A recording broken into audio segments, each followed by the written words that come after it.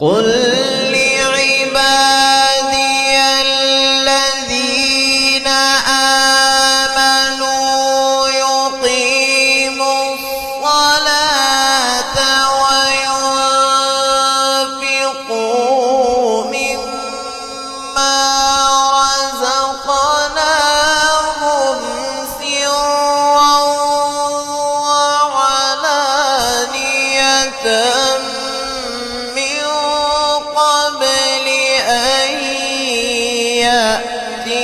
يوم لا بيع فيه ولا خلال.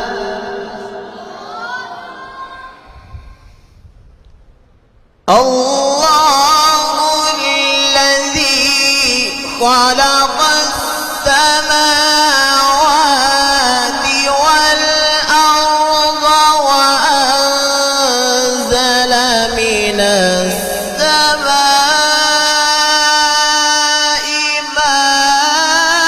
ماء فأخرج به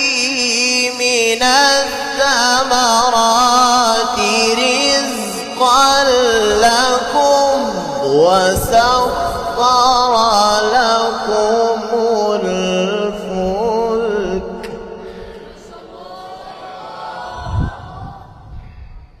وسخر لكم الفلك لتجري في البحر بأمره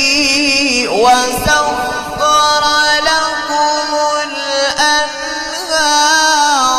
وسخر لكم الشمس والقمر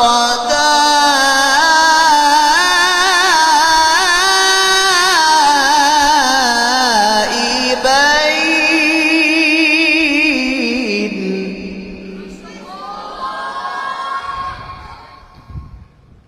وسخر لكم الشمس والقمر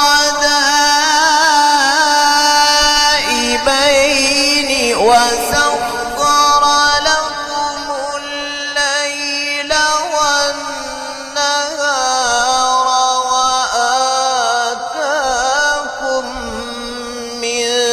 كل ما سألتموه وإن تعدوا